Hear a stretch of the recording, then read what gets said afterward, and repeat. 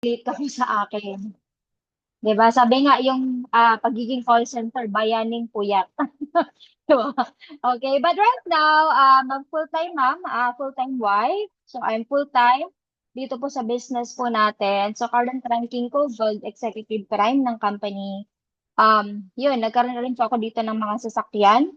Nakapag-travel na rin po ako local and international and Millionaires Club member and isa po ako sa officer ng community po namin, yung AIM 1 Prime Elite. Okay, dito sa Bicol. So, yan next po. Okay, so ito po yung papakita ko lang po sa inyo, hindi ko na pinakita yung mga naging work ko, di ba? Kasi ang dami pa nun kaya sasabay ko lahat. So, pinakita ko lang po dito sa inyo yung last po na naging work ko. So, nag-work po ako as a call center agent. So, actually, nung nag-start ako dito sa business, part-time. Part-time ko po siya ginawa. So, hanggang kumita ng maganda. So, nung time na kumita ako dito na maganda, doon ako nag-decide. So, um, paano ko ba siya nakita? So, personally po, nakita ko to, na-introduce po sa akin yung business nung partner ko po. So, siya po talaga nag-invite po sa akin dito. So, baka po makarelate sa akin ng iba. Ako yung typical na tao na pagdating talaga sa ganitong business, skeptic, di ba? Typically skeptic. Scam, pyramiding lokohan, yun talaga yung dating mindset ko. Kaya dati, hindi ako naniniwala na may ganitong negosyo, na sa maliit na kapital, pwedeng lumago at the same time, pwedeng kumita na malaki. And that time nang ini-invite ako, sabi, pwedeng magkakotse, pwedeng magkabahay, pwedeng magka-savings. So, yun yung ano sa akin, yun yung kumaga pinapangako sa akin. Kaya lang, syempre, since tayo, ako, lalo na ako, lumako ako sa pagiging empleyado. So, syempre, as employee, hindi matanggap ng utak ko. Di ba sabi nga, sumasabog yung utak mo kasi para daw siyang ano, di ba sabi nga, um, 110, pag sinaksak mo siya sa 220, sasabog talaga yung utak mo. Diba? So, hindi siya matanggap sa akin na magkakakotse, magkakabahay, kaka-saving. Sabi ko, paano naman mangyayari yun? Eh, sa employee ko, as work ko, magkano lang yung kinikita ko? Sabi ko, paano mangyayari yun? So, hindi ako naniniwala. Hanggang sa, ang nangyari doon is nakidnap pa ako, okay? So, uso po dati yung kidnap sa amin. So, ibig sabihin po ng kidnap is yung napatan po ako ng seminar na hindi ko po alam. So ako po, hindi po ako na-invite online. Okay? So kung may mga na-invite dito online, swerte mo na. Kasi ako, nag-start ako dito sa business na to, offline po. Okay? Na-invite ako offline. So ibig sabihin ng offline, nag-attend ako ng seminar sa office. Doon ko na, kung nung nag-attend ako, doon ko na intindihan na maganda pala yung negosyo. Nasabi ko sa sarili ko, tagal ko nagtatrabaho, 8 years ako nagtatrabaho. Tapos wala namang nangyayari, wala akong naiipon. 'Di ba? So actually, ang na-attendan ko na seminar that time is NDO or NECO na ngayon. So doon, nung kinumpute yung dreams, doon ko na-realize na sabi ko, tama eh. Sabi ko, tama eh. Sabi ko, ang tagal ko nag-work, ito pala yung nakalimutan ko. Sabi ko, para saan ba ako nagtatrabaho? Di ba para sa pangarap? Kasi hindi ko naman nakukuha yung pangarap ko. So sabi ko, what's the point? So hanggang sa, yun na, nung time na yun, alam mo yan, yung utak ko, 180 degrees, nag-change yung mindset, nag-open po talaga. Hanggang sa ginawa ko na siya. So yun, in-next po natin, coach. So, yan, nag-start po ako dito part-time, okay? So, nung nag-start ako dito part-time, sobrang happy and grateful ako kasi first month ko pa lang dito part-time, kumita ako ng 42,000.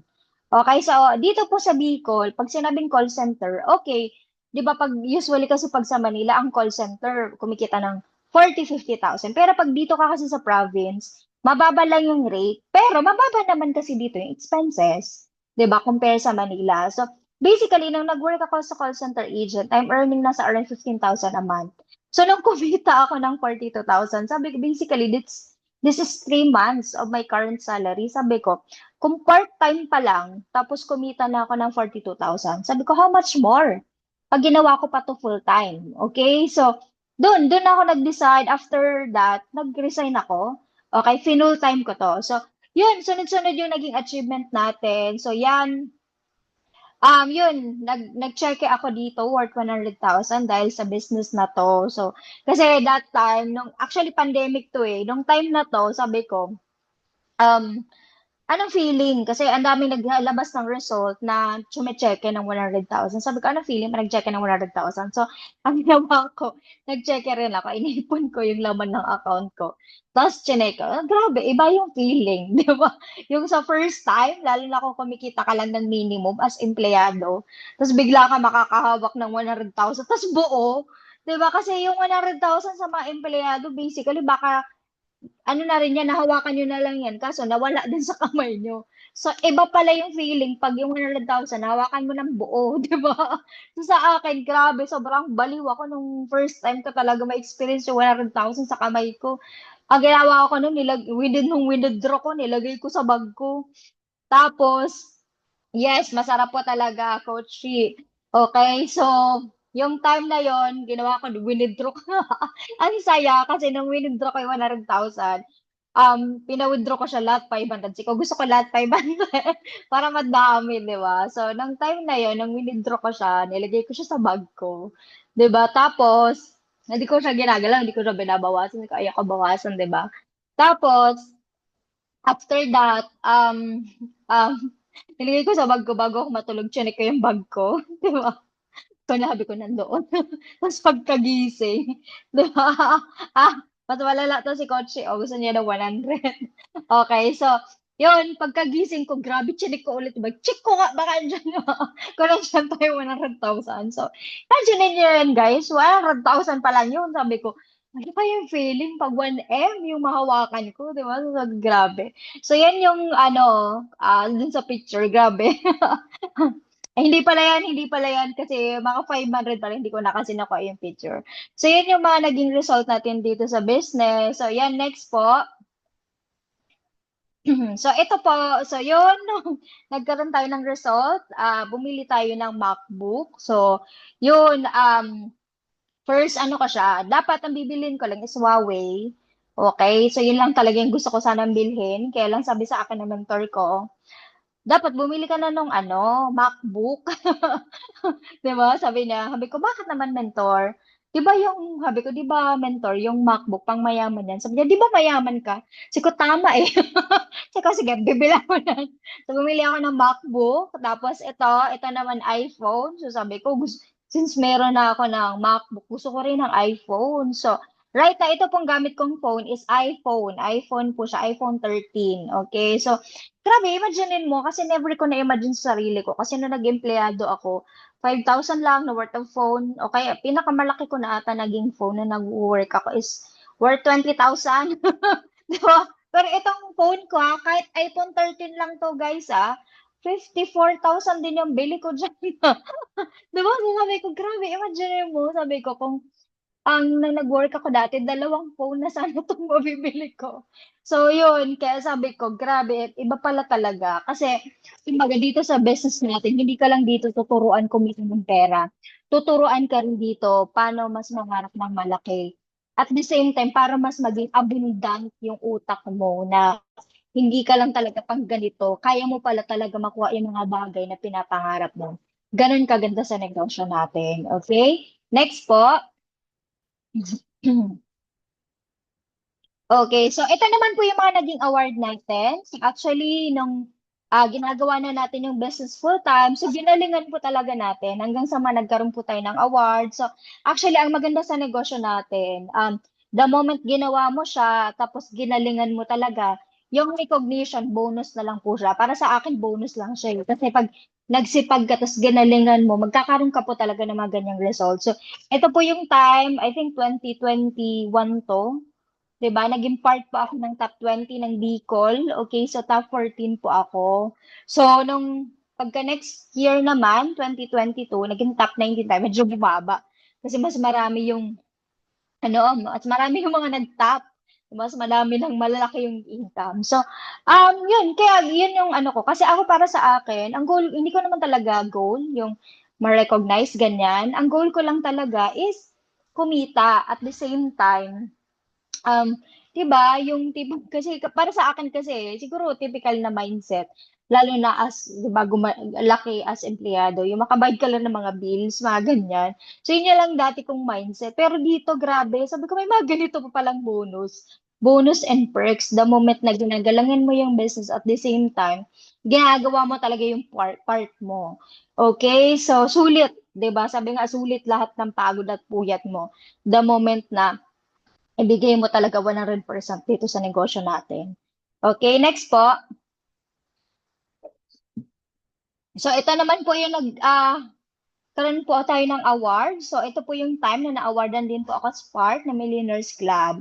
Okay, so I'm very proud to say na isa po ako, isa ba? Ako po yung kauna-unahan pala. Kauna-unahan pong part na milyonaryo sa ano po namin, sa angkan po namin, sa pamilya po namin. Okay, so ako po yun po yung naging ano natin na 'di ba, never ko rin na-imagine na 'di ba, iba kasi yung feeling, eh, na parang, "Oh, nakahawak ka na ng milyon." Actually, hindi naman namin 'to guys, wala nahawakan.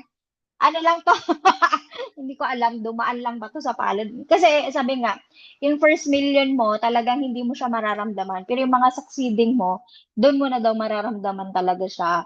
Okay, basically kasi yung kinita natin na milyon halos balik din siya lahat, mostly sa network. So kung tatanungin mo kung nakakapag-ipon na ba sa first million, hindi pa naman po talaga actually.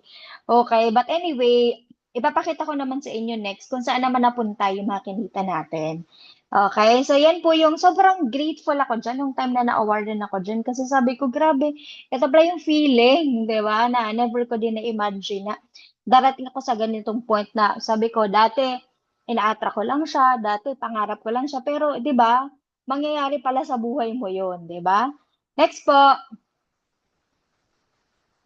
Okay, so ito po naman ang perks din sa business natin. Kasi the moment po na galingan mo po talaga dito, gawin mo po talaga yung part mo. Karoon po din tayo dito mga free travel. So, ito po yung time na nakapunta din po ako ng Boracay. So, I think 2 days and 3 nights kami dyan. Tama ba? Hindi. Ano ba yan? 3 days and 2 nights sa Boracay. So, ang masaya po dito, wala po kami dyan binayaran kahit piso. Okay, all expense paid from the hotel, pagkain, tapos binigyan pa kami diyan ng allowance. Gano'n kasaya. Okay, tapos itong sa gilid naman, yan naman yung time na nagkoron kami diyan. I think this is 2023.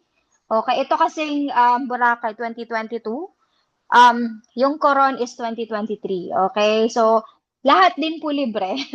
Okay, ano yung pinakamasarap pa diyan, guys? Um, yung hotel na ini-stayan niyo, hindi siya basta-basta yung hotel.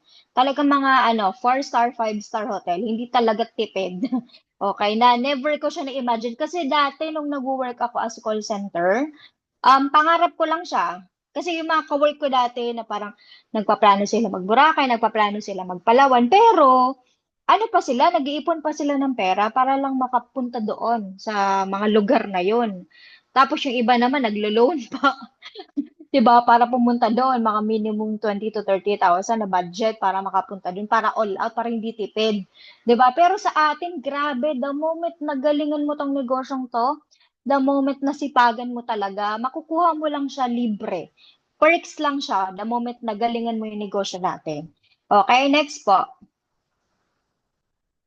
Okay, so ito naman, ito this year lang 'to, nakadalawang ano ako, out of town. Okay, and next year mas goal ko pa mas madami. Tapos international travel naman. Okay, so ito naman nung June 'to. Okay, so ito po hindi po 'to hindi naman 'to paid ng parang pero parang gano'n na rin kasi itong June pumunta naman ako ng Baguio. So ito naman all expense paid by me. Okay, pero kung hindi naman dahil sa negosyo natin, wala naman akong pambayad sa Baguio trip, okay? Kasi hindi, akala ko pag pumunta ka ng Baguio, kasya na yung mga around 10,000 mo, 'di ba? Hindi pala. Dapat pala mga 20 to 30,000 din. Bakit? Yung mga pasalubong pa. 'Di ba? Kaya medyo napagastos ako nun sa pasalubong. So, buti na lang nung June, laki din po yung kinita natin. Kaya sabi ko, sulit yung pagbabagyo. And yun, kaya pa ako pumunta ng Baguio kasi gift ko po yun sa sarili ko nung 40th birthday ko.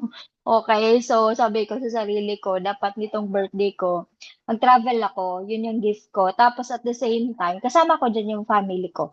Okay, hindi ko na po na-include, okay. Tapos, haha, mukhang 18 lang ba, Coach G? Okay. So, yan po yung alaga ng company natin. Siyempre po, ginagamit natin lahat ng products natin. From barley, from C24, tapos lalo na po yung serum. Gamit na ganimit ko po talaga yun sa mukha ko. Yun po yung maganda. Okay, tapos ito pong latest travel lang to. Last month lang po ito. Pumunta naman po kami sa Bohol. Grabe, sobrang ganda guys sa Bohol. So, sa mga hindi pa po nakakapunta dito sa Bohol, I highly suggest po. Ayun, i-back muna natin, coach. Okay, so I highly suggest po, pumunta po kayo. Sobrang ganda, lalo na yung Chocolate Hills, na sabi ko sa sarili ko, um, dati, um, nakikita ko lang siya sa libro, di ba, nag-elementary ako sa libro. Kasi imagine mo guys, nag-elementary ako sa public lang. Di ba? O, isa daw sa destination ni Coach Katya. Um, Nakikita ko lang siya dati sa libro, 'di ba? Dino-drawing lang, pinapadrawing ng teacher natin. So sabi ko, never imagine na darating pala ang time nakakapunta pala ako ng Bohol. And itong masarap. Bakit? Libre lang yan, guys, ng company. As in, grabe, the moment, kaya ako sa inyo, i-goal nyo yung travel incentive ng company, yung Prime Life. Kasi grabe, hindi sila tipid. Promise. Ikaw talagang susuko sa pagkain. Okay, nagstay pa kami sa Henan Hotel, sa Panglao, Bohol. Doon po kami nag-stay. Natag dito, yung breakfast buffet. Di ba, ikaw magsasawa sa pagkain. Tapos kada kain namin buffet, lunch, dinner. As in talaga, yung tipong, ikaw na lang talaga sasawa sa pagkain na parang ayoko na. Ayoko lang kumain. Parang sabi namin, grabe, sobrang sulit. Sobrang sulit ng tour na 'to na talagang grabe yung company, hindi tinipid, hindi po talaga sila tipid. So, sobrang grateful ako. So, yan, kung makikita mo dyan sa picture, yan nakita ko actual yung Chocolate Hills, tapos Tarsier, 'di ba? Sabi ko, ano ba itsura ng Tarsier? Yung pala, sobrang liit lang pala niya. And meron pa kami ibang mga pinuntahan. So, hindi ko na po na-include dyan. Basta po, pumunta po kayo sa Bohol. Explore niyo po yung Bohol kasi mas maganda i-goal niyo din po na mapuntahan yung lahat ng wonders natin dito sa Philippines. Tapos after yung mga sa ibang bansa naman para at least mas marami po kayo ma-explore. Okay? Next po. Okay, so ito naman yung time na nakapag-travel na rin po ako. So nakapag-travel naman po ako. Ito po hindi naman po libre ng company. Expense po namin to personal. Pero yun nga, sobrang grateful pa rin ako kasi kung hindi po kami nag-EGG, 'di ba? Hindi kami nag-EC, hindi kami nag-OVI, wala po, hindi po namin yan magagawa. Okay? And yun, hindi po ako nakasama, hindi muna ako sumama dun sa travel incentive ng AIM-1 sa Shanghai, 'di ba? Nasa Shanghai sila ngayon. Pero sabi ko next year babawi ako kasi next year daw may Japan daw. Hindi ko pa po alam, hindi pa sure. Okay, so sabi ko dapat makasama na ako. So, ayun, oo, yun, nasa Shanghai sila ngayon. So, yun, ito din po yung time na nakapag-travel ako first time out of the country. So, yun, nag-Hong Kong po kami, tapos nag-Macau. Okay, so sobrang grabe. Iba yung feeling pag nakapunta ka sa ibang bansa. Di ba? Sabi nga, kasi may mga business partner akong OFW sa Hong Kong. Sabi nila sa akin, alam mo ba, mentor, ang tagal na naming OFW dito sa Hong Kong, pero hindi pa namin napupuntahan yung Disneyland. 'Di ba? Kasi nga medyo namamahalan sila sa gastos. Parang imbes na igagastos nila, ipapadala nilang sa family nila. Yung isa ko naman na business partner na OFW, yung alaga niya, parang caretaker siya, tapos medyo maedad na yung alaga niya. Kung hindi pa pumunta ng Disneyland yung alaga niya, since siya yung 'di ba, nagtutulak, hindi pa siya makakapunta ng Disneyland. So sabi niya, grabe, ikaw mentor, grabe, ano lang, parang ano mo lang, out of pocket mo lang talaga pumunta ka dito. Sabi ko, syempre naman kasi, sabi nga, isang beses ka lang mabubuhay sa mundong to, dapat daw may experience mo na lahat. Tama ba ako? Type mo naman dyan. Kung tama, kung nandiyan ka pa, di ba? Kung nakikinig ka pa. Okay. Ayun. So, yan. So, yan. So, yun. Ayun. O, akala ko wala na sa akin nakikinig. Okay. So, anyway, yun. Ito po yung last naman na naging achievement ko. So, Yun, nagkaroon rin po ako dito ng sasakyan, hindi lang po isa kundi dalawa. So ito po yung naging first car ko, brand new yung DE yun dahil po sa negosyong to. And right now, yung dinadrive ko po right now is brand new Toyota Vios. So brand new po yung gusto ko kasi. Kasi gusto ko po, ako yung unang makagamit. So, yun, sobrang grateful ako kasi ito pong second car ko, nakuha ko lang to during pandemic. 'Di ba? Yung pandemic, maraming taong nawalan ng work, maraming taong walang kinikita. Pero grabe, dito sa negosyo natin, 'di ba? Marami naglalabas ng kotse. And marami din nung pandemic, marami din naglabas ng kotse sa community natin, sa company natin, mga sports car, 'di ba? Na dahil sa negosyong to, nasabi ko, grabe, ito pala, dun ko napatunayan na yung negosyo natin is pandemic proof. Okay, na 6 months of doing the business during pandemic, yan po yung naging result natin. Okay, guys, wait lang ha, magwa-water break lang.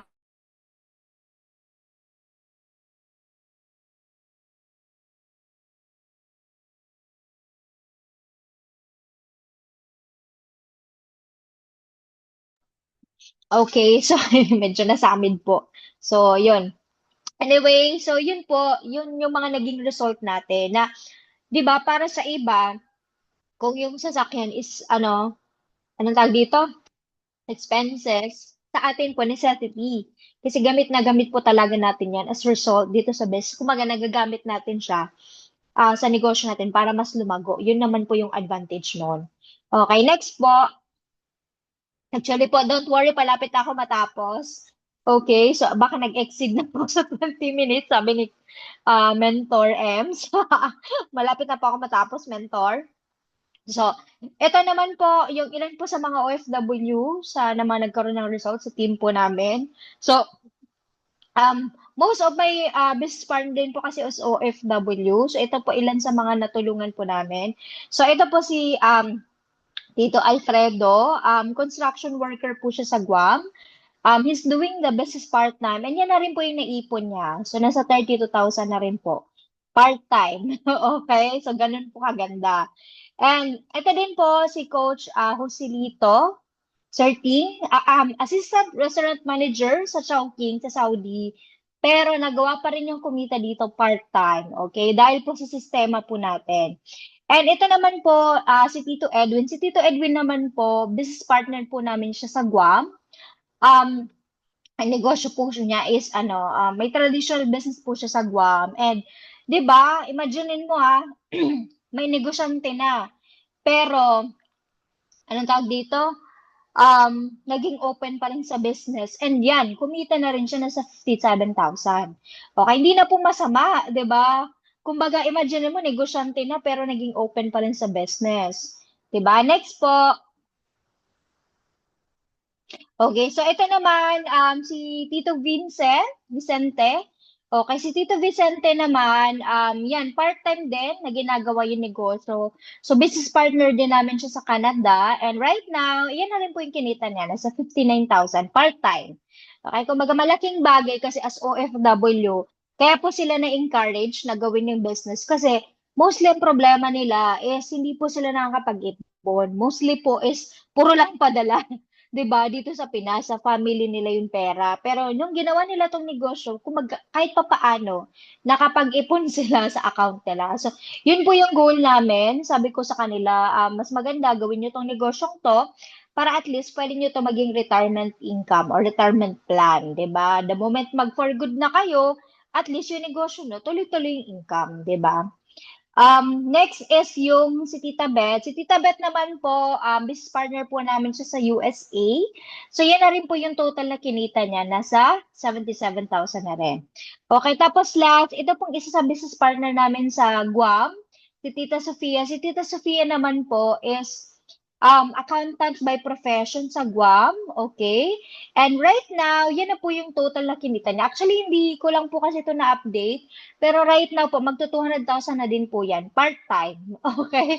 And yung, I think 90,000 na in-cash na through her Bibo account.